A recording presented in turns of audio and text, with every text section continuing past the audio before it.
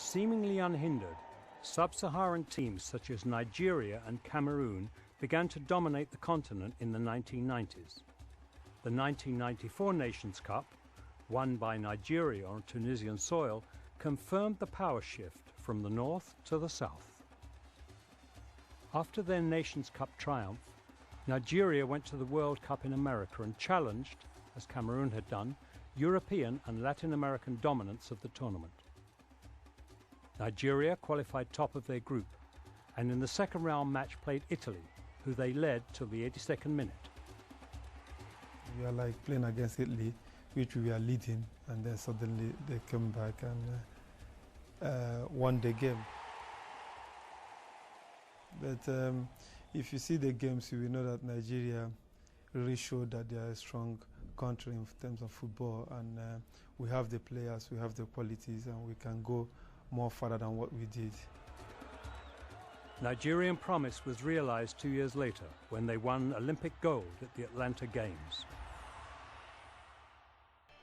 I can't really say what happened, but I know there was problem going on in the camp, and everybody knew about that before the day of the next day is going to be the game. And but because they spend hours negotiating their bonuses, they lost their concentrations.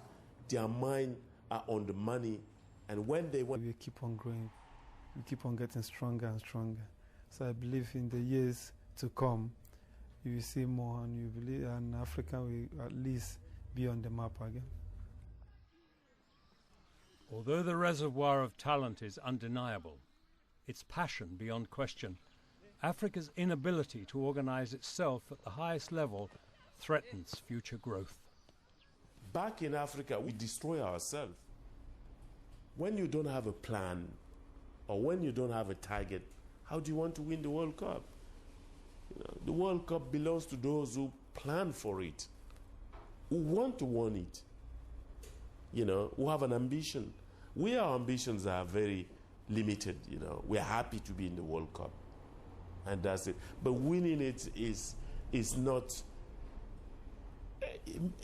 it may come one day, but I don't know. I don't know.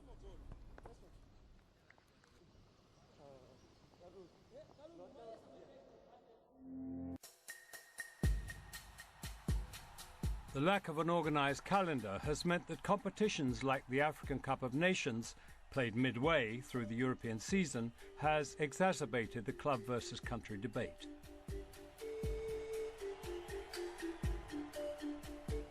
When Nigeria played Cameroon in the final of the 2000 competition, all 22 players on the pitch had taken 6 weeks away from their clubs in Europe. 6 weeks in which their clubs were effectively paying them to play for another team.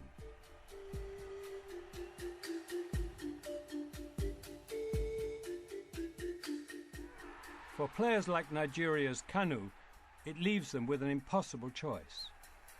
Whenever they go and when they come back, they have problems. Because when they come back, either they are not in the first team anymore, or the club don't want them, don't treat them the same and everything. So it's difficult for the players also. And sometimes, yeah, you want to go because you know it's very important, the Nations Cup, for you and for the country.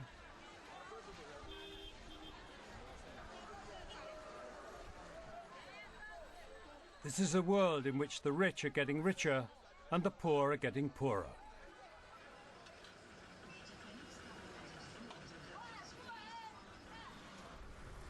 World football has followed that trend.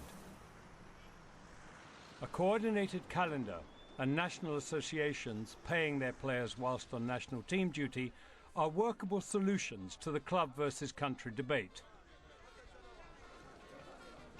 But few countries can match the salaries being paid to their European-based players.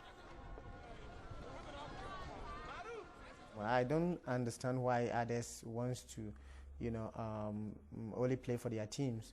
It's really true that your teams provide the money and everything, but your country brought you to the world, and you have to take that into consideration and then make sure that you serve your nation as well as possible.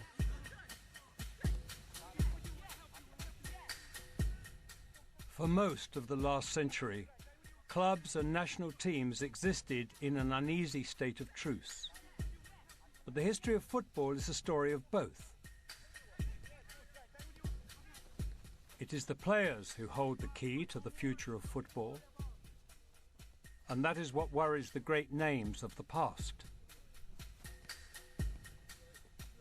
O jogador hoje, ele se preocupa em fazer um bom contrato, ele vai para o Milan.